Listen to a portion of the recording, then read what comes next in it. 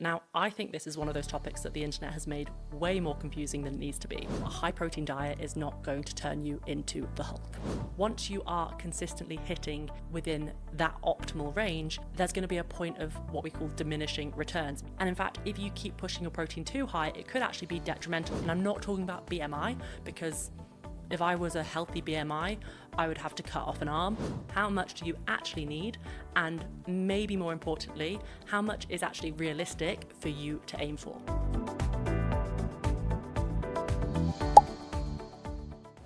Welcome to the Unfiltered Athlete, the show where we get real and honest about training, nutrition, performance, and mindset. I'm Georgia Radley, coach, athlete, nutritionist, and now the host of the Unfiltered Athlete podcast. I'm here to help you fuel smarter, train harder, and actually enjoy the process. Join me as I share practical advice, science-backed strategies, and all the things I learned and got wrong along my journey from starting in the gym as a complete beginner to competing internationally in 2 different sports. Last week, I took you through my signature process for knowing exactly how much to eat, using your body and your data, not a calculator. But just eating the right number of calories isn't enough for your body to be feeling, performing, and recovering its best. The next step is macronutrients or macros. And the one I hear people struggling the most with, whether it's confusion about how much they actually need or struggling to consistently eat enough of it, is protein. And so in this episode, I'm simplifying protein right down. I'm talking about why it actually matters beyond just muscle building. I'm talking about how much you actually need and the common mistakes people make here. And then I will come on to the practical part. Things like how to actually start hitting these targets, hitting them easily and consistently, and also without needing to just eat plain chicken out of a Tupperware at every meal, because no one wants to do that. Plus, I will be busting some of the myths that you might have heard about protein along the way, so that by the end of the episode, you are no longer confused, but feeling confident about your protein intake. So before we get into the numbers, let's talk about why protein actually matters, because too often when people think about protein, they just think muscle, as in like building huge muscles, you know, like that visual of a jacked bodybuilder. And I remember actually when I started using protein powder, my granny would say to me, "Georgia, are you going for the bulky look?" Which is just so funny to me, and my family still jokes about it now. Because like, firstly, why does the idea of being muscular, especially as a woman, have this word bulky attached to it in a negative way? Much to think about. But let's stay on topic. Quick myth buster here. Eating enough protein is not going to give you huge muscles. Otherwise, people would be able to just like hop on stage at bodybuilding shows and win titles after a few months or a couple of years of training, when in reality, people spend years and years and years, even decades, trying to grow muscle, and it can be an almost painfully slow process after that newbie gain phase is over. So no, a high protein diet is not going to turn you into the Hulk. What it will do, though, is support recovery and health, which, yes, can include building and repairing muscle, but that is truly just the tip of the iceberg. Because protein is involved in almost every process in the body. When you eat protein, it's broken down into amino acids, and if you did GCSE biology, I am so sorry for the reminder, but these amino acids are known as the building blocks of protein. So your body can then use these amino acids to synthesize new proteins, which it can then use for things like building and repairing tissues. Not just muscle, but hair, nails, skin, tendons, and more, as well as creating things like immune cells, hormones, and enzymes. And these are all processes that go well beyond your athletic performance or aesthetic goals. They're literally about keeping you alive. And while I'm talking about keeping alive, no, if you are a healthy adult, a higher protein diet is not wrecking your kidneys. Those types of concerns might be relevant if you have pre-existing kidney disease, but that's a different conversation and one that you should be having with your doctor if that applies to you. But the point I'm making here is that even if you never picked up a dumbbell again, you would still need protein just to keep your body functioning properly. And when you do train, especially if you do things like lifting weights, if you do running, cycling, any type of high intensity work, your body needs even more protein. Every time you train, you are creating small amounts of muscle damage. So you don't actually get stronger or fitter during training. You get stronger and fitter when you recover properly from that training. And protein is one of the raw materials that your body needs to be able to carry out this recovery process. So you also need sleep and rest and enough overall energy intake too, which we covered last week. But think of the protein as the building blocks. Your body needs enough time and energy to be able to lay those bricks between sessions, but actually having the raw materials available is just as important too.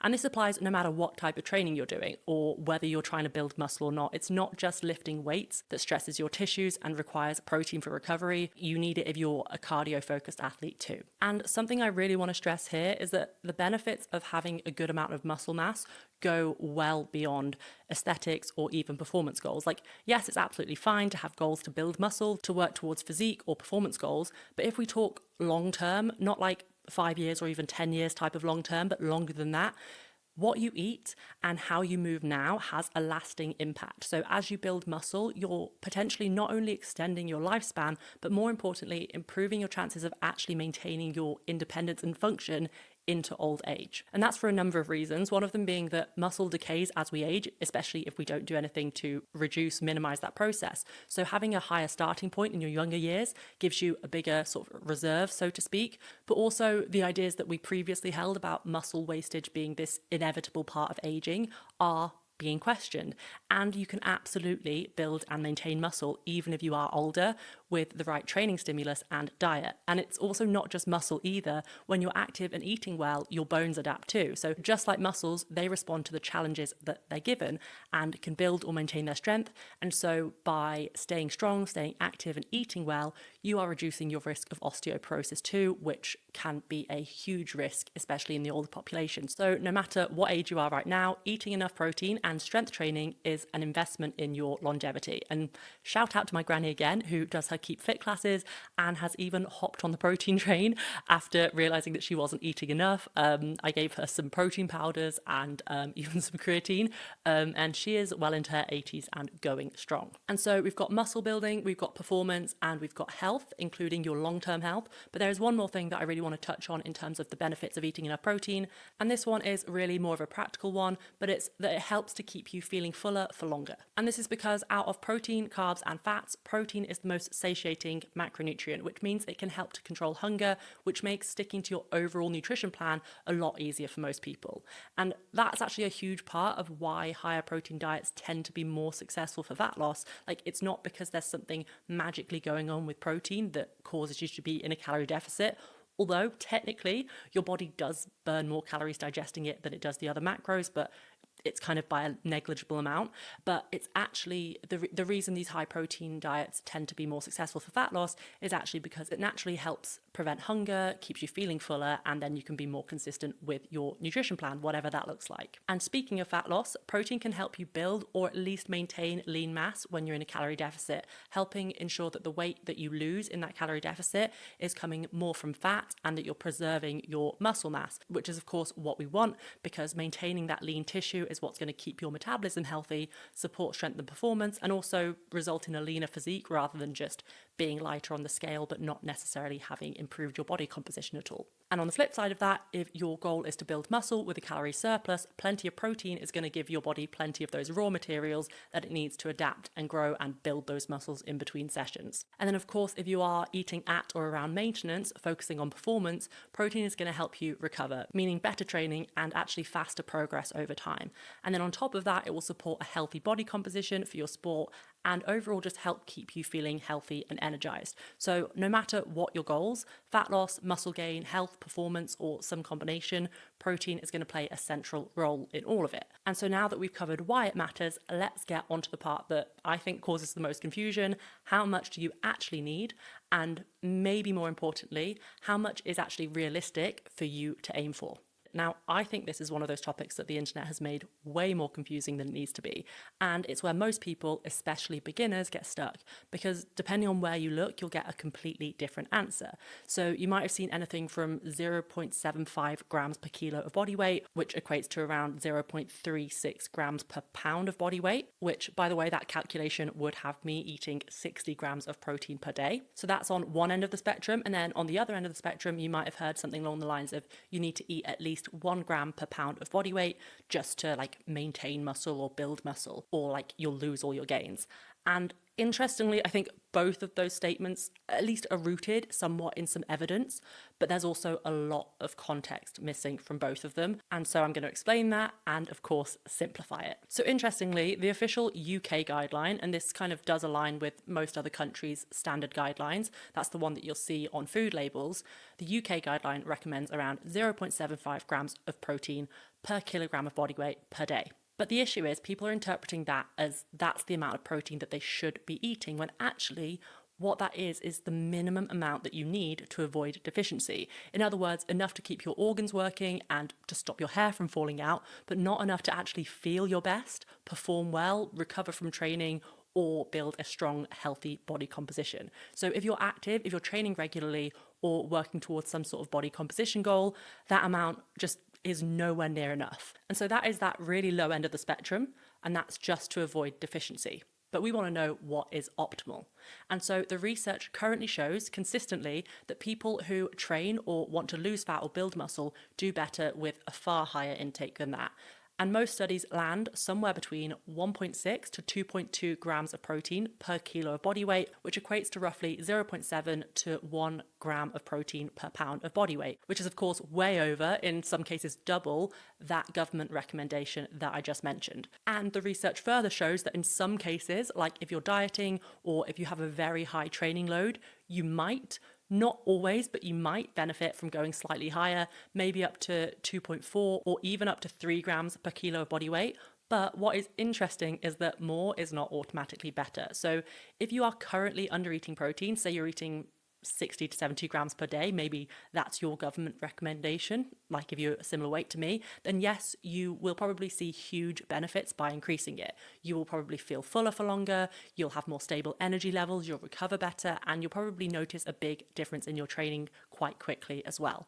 But once you are consistently hitting within that optimal range, there's going to be a point of what we call diminishing returns, meaning that pushing your protein any higher doesn't keep giving you extra benefits, or any extra benefits are so minimal that they're not really worth it. And in fact, if you keep pushing your protein too high, it could actually be detrimental, because why would you choose to get a higher proportion of your daily calorie allowance from protein when you could be allocating those calories to another macronutrient, specifically carbs in most cases, which would provide a much better energy source for you to push harder in training. So when it comes to protein, it's definitely not a more is more scenario, but it is about finding an optimal target or an optimal range for you. And I like to keep things really simple with a recommendation of 1 gram per pound of body weight. Now, why do I recommend that amount? Some might argue that you don't need quite that much, and technically they'd be correct. You can still absolutely make progress eating less, and as we've already covered, you can avoid a medical protein deficiency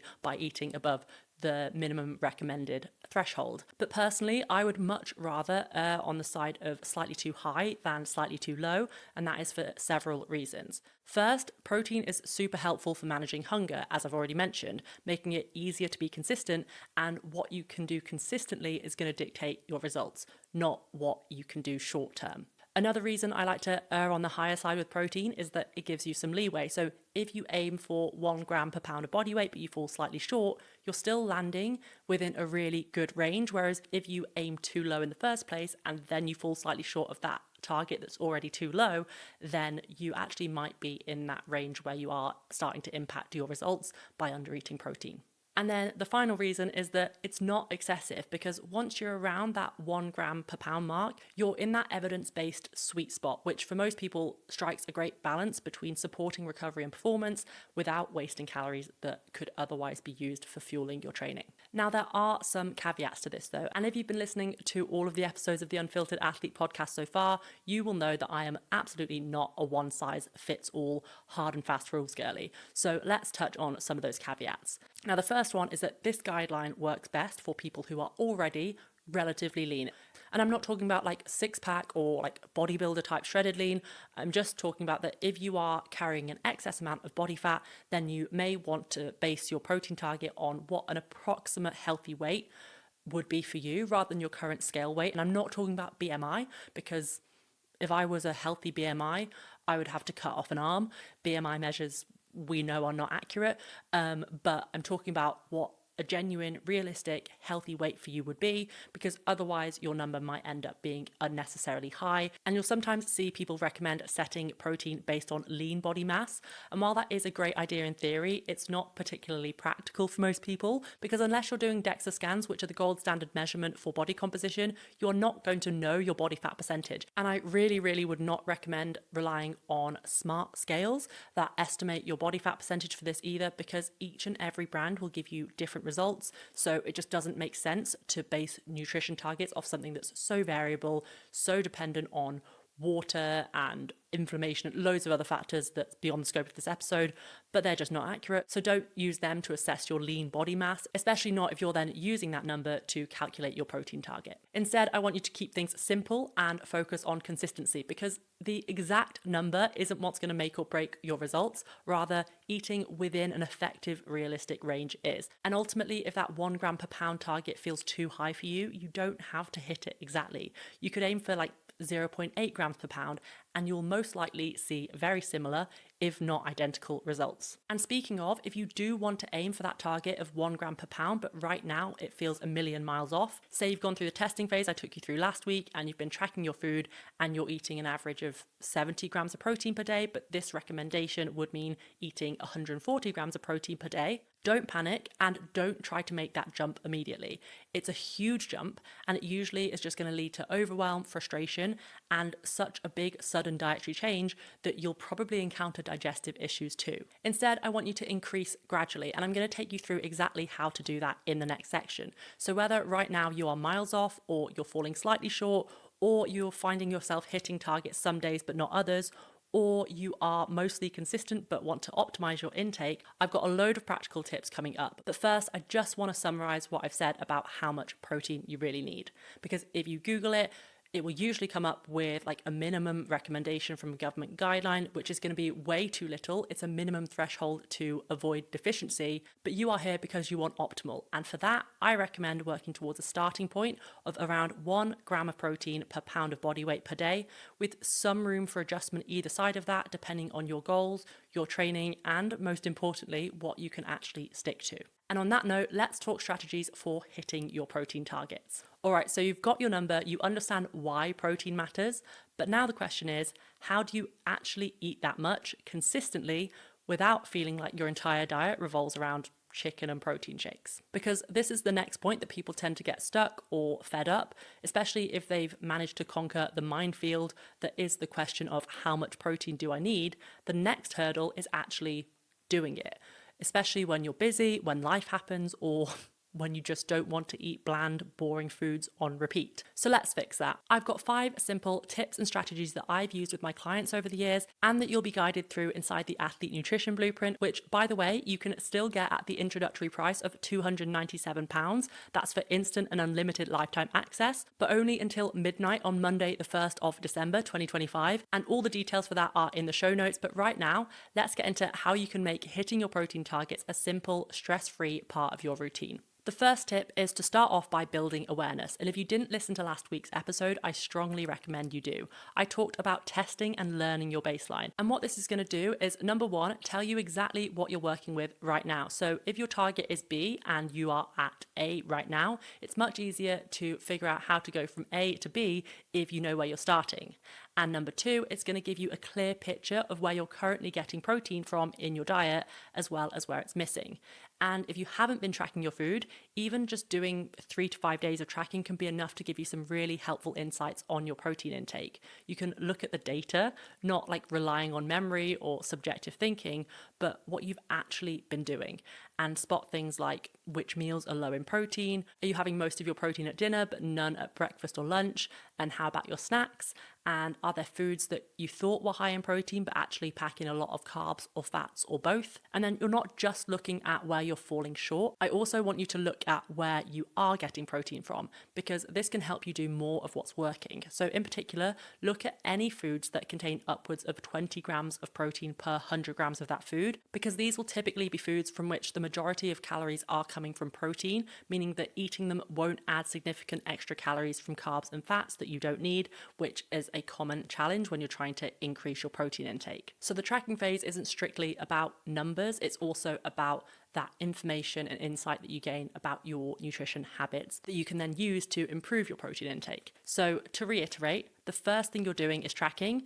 and then analyzing what you've tracked to find any clear areas for improvement so that you can successfully move on to the next step, which is to add, don't overhaul. So if you do need to add a lot of protein to reach your target, it's easy to think that the logical next step is a complete overhaul of your current diet. But what if instead of doing that, you first took what's already working and did more of that and looked at those specific places that are falling short and addressed them first? So you're not completely rewriting your meals, you're adding potentially smaller amounts of protein-rich foods to what you already eat. So for example, if you normally have porridge in the morning, add a scoop of protein powder or stir in some Greek yogurt. And if you don't like that, then you could have the yogurt or a shake separately. If you tend to snack on fruit just on its own or another carb-heavy snack, again, could you add some protein to this, like a boiled egg or two? A protein-rich yogurt like Greek yogurt or skyr can be great options. And even protein bars, as long as they're not making up your whole diet, can make great snacks that can also help you manage your sweet cravings too. And then if your lunch is quite carb heavy, like a sandwich or pasta or even some salads, then add or increase the quantity of the protein source. If you usually bring your lunch from home, this is obviously going to be easy to do when you're preparing it, but if you're someone who grabs a meal deal, for example, can you look for another sandwich option that has more protein in it, or actually grab a pack of pre-cooked chicken or a tin of tuna and add that? And then that way you can easily take a meal that was 15 to 20 grams of protein up to 30 to 40 grams of protein, maybe even more, without really changing much about what you're eating or the effort going in to prepare it. And then as for dinner, if you rotate through a variety of different go-to meals, as many people do, which of those best support your protein targets? Usually these will be meals that you've built around a protein source, say some meat or fish, plus vegetables and some complex carbs, that sort of standard nutritious plate. And if there are dinners that don't fit this criteria, what small tweaks or additions to those meals could you make to improve them and add protein to them? You'll be amazed at how quickly these small tweaks can add up to help you get closer to your daily total without you having to eat boring meals or chug protein shakes 3 times a day. So the third tip I have, which relates to the last one, is to distribute protein across your day. Notice how I talked about adding protein to breakfast, lunch, dinner, and snacks rather than focusing on just one area. This is kind of for 2 reasons, really. One of them being that it makes it easier practically to consistently hit your targets, but it actually gets you more benefit from the protein that you do eat compared to if you crammed it all into one meal, which would kind of be like trying to cram all of your week's training into one day. Technically it might be possible, but it's not going to be as effective as spreading it out properly with adequate rest. So a good ballpark is to aim for each meal to contain 20 to 40 grams of protein, depending on your total target and of course how many meals and snacks you eat per day. So you're going to look at your total daily target, you're going to divide it by the number of meals you have each day, and then see how you can start to work each of your meals and snacks towards that target. Because trying to take your protein from 100 grams to 140 grams sounds like a really big jump, and you might be tempted to just double up your protein at dinner, for example, if that's where you're currently getting your biggest protein hit. Whereas actually breaking it down meal by meal, adding maybe 20 grams to your lunch by adding some pre-cooked chicken breast and 20 grams at breakfast by having a yogurt with your toast can feel a lot more manageable, enjoyable, and is actually going to be more beneficial because you're giving your body a constant supply of those raw materials, the amino acids I talked about earlier, to keep muscle protein synthesis, that repair and build process, ticking over. Plus, you avoid the situation where you get to 9 p.m. and you're trying to fill in the gaps in your protein that you left in the day. And this strategy is especially helpful if you're currently feeling like you've got quite a way to go to hit your protein targets, and if you tend to be quite hard on yourself, having a bit of an all or nothing mindset, because instead of focusing just on the end goal and how far you've got to go to get there, you can literally start setting mini goals of something like, I'm going to take my lunches this week from 15 grams of protein to 20 grams to 30 grams. And as you go through that process, you are recognizing and celebrating those wins along the way. And then once you are doing that consistently, that mini goal, you can pick the next meal or snack that you're going to focus on. And then over the course of a few weeks, you find yourself hitting your targets, feeling good along the way, and feeling like it's a habit that you can actually keep up long term.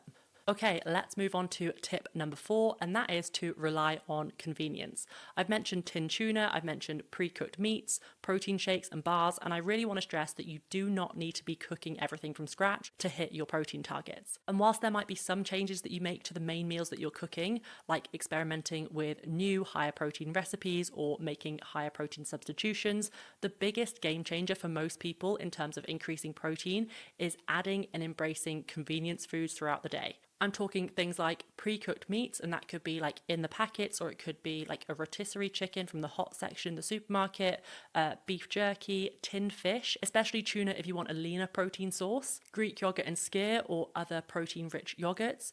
There's protein puddings and bars. There's more and more of them around these days. Another portable protein snack is hard-boiled eggs. And then last but not least, potentially the most controversial one is protein powder. And I want to pause on protein powder for a second, because so often I hear people worrying or arguing about whether protein powder is good or bad or unnatural. And like, I get why. It is a processed food, and it certainly doesn't seem natural when you buy a big bag of powder from the internet. And like, when we compare it to unprocessed protein sources like meat, fish and eggs, it is clearly very, very different in taste, texture, flavor, like pretty much everything. So it's easy to understand why people are sort of freaked out by it, but it is just a food supplement. And the most common and popular type, whey, is actually just derived as a byproduct of the cheese making process. So the liquid that's separated from the curds when they make cheese is just filtered, it's dried, and it's turned into a powder. And it is actually one of the highest quality, easiest to digest protein sources you can get, because it contains all of the essential amino acids your body needs in ideal proportions, and your body can just digest and absorb it really easily. Now, of course, different companies might use different additives for things like flavoring, color, and texture, which is where, like, if you are put off by more highly processed foods, you might want to be a bit more selective. And then if you are vegan or dairy free, there are great plant-based protein powders too, made from things like soy, pea or rice protein, and you can even combine different ones to get a more optimal amino acid profile, so you are getting all of those essential amino acids, because plant-based proteins don't naturally contain the optimal profile in isolation. It's also worth saying that protein shakes aren't supposed to replace all of your usual foods. They're just a convenient way to top up your intake when maybe you're busy or you're traveling. Like, you can transport the powder dry and just add water, unlike most protein sources that you would need to keep refrigerated, or when you're not in the mood to cook another meal, or say rushing from an early morning training session to a 9 a.m. start at work without time to like sit down and eat a proper meal. So if using protein supplements helps you hit your targets more consistently, saves time, and means you're less stressed overall about food, then they absolutely have a place within a diet that is varied and nutrient dense elsewhere.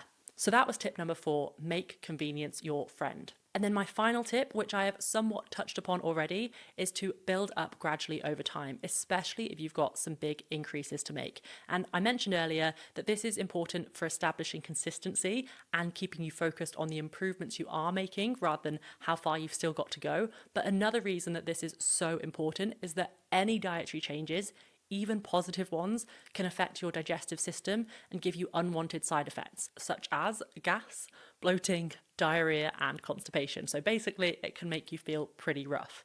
And while we're on that point, I may as well clear up another very common myth that I hear, which is that protein itself will make you gassy and bloated. And honestly, if I had £1 for every time a troll on TikTok asked me how bad my protein farts are, I would probably have enough money to at least buy a nice meal out, which, like, not a lot of money, but I really feel like the amount of money should be zero.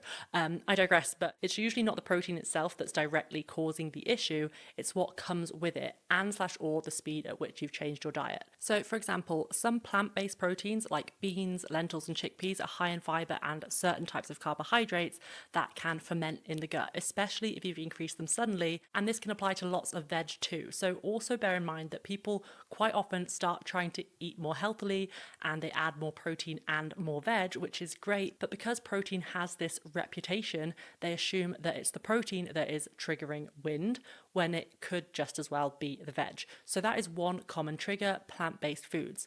Super nutritious. I absolutely encourage you to include them, but just add them gradually and pay attention to any specific triggers for you. Another common trigger is dairy-based proteins like whey if you're sensitive to lactose. So if that is the case for you, whey isolate is often tolerated better, and if not, there are plenty of other lactose-free and completely non-dairy based options out there too. Lastly, some protein powders and bars and supplements use artificial sweeteners or sugar alcohols, which can cause digestive discomfort for certain people.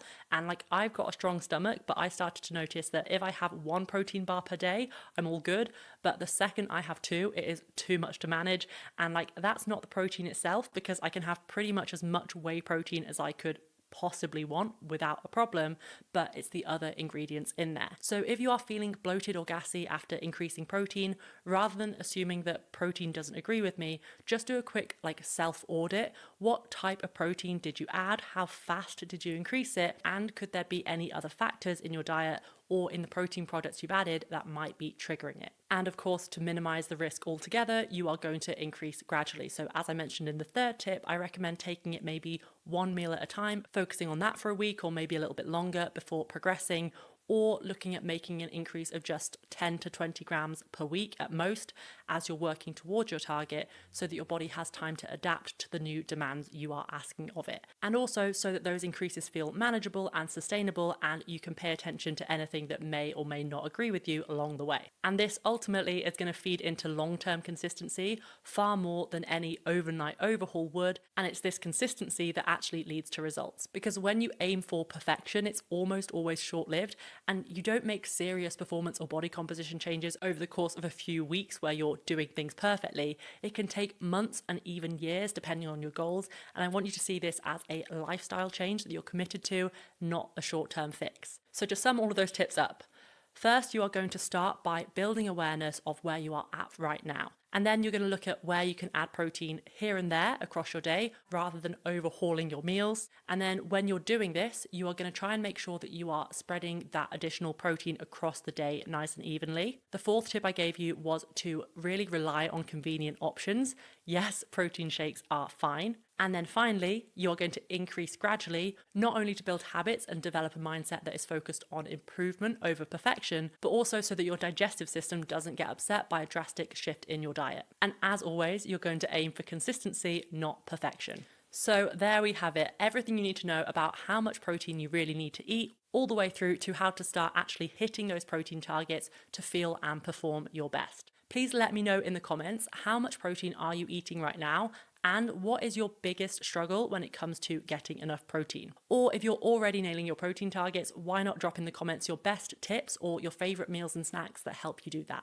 And if you've got this far, I would absolutely love for you to join me inside the Athlete Nutrition Blueprint, which you can join today for just £297, or you can pay in 3 affordable monthly instalments of £99. But this offer ends at midnight on Monday, the 1st of December, 2025. After that, the introductory price goes from £297 to £497. So this really is your last chance to lock in that price. And if you're thinking, but I'm not ready to commit right now, November and December are just too busy, don't worry, you get lifetime access. So when you join today, you'll get instant access to the curriculum, but you can wait until you're ready, maybe in January, to dive into the testing phase and getting your blueprint baseline, aka the personalized macro targets that I set you that I spoke about last week. And then throughout the Athlete Nutrition Blueprint, or ANB for short, you will learn everything from how much to eat to how to become your own nutrition expert and adjust your nutrition to keep up with your goals, and even what, when, and how to eat around your training to maximize performance and body composition. I will leave the link down in the show notes for you to check out. But yes, I'm doing a shameless plug because this is the last chance that you have to get it for this price, and it's such incredible value, and I'm already seeing people getting such amazing results, and I don't want you to miss out or think I'll wait until January and then end up paying more. So once again, that is the Athlete Nutrition Blueprint, or ANB, and that is down in the show notes. I also have a completely free tool for you. It's called the Train Assessment, and it's a 2-minute quiz that I designed to help you figure out exactly what's stopping you from getting better, faster results and how to change it, with a free personalized report that is packed with actionable tips to help you get those results that you're looking for by working smarter, not harder. Again, that's the train assessment, and I've linked it in the show notes. Of course, if you've enjoyed this episode or found it helpful, don't forget to subscribe or follow wherever you're listening or watching so that you don't miss any future episodes. Hit like, leave a rating and review, share this episode. It helps me reach more people just like you who want to eat and train to feel and perform their best. Thank you so much for joining me for another episode of the Unfiltered Athlete podcast, and I will see you again next week.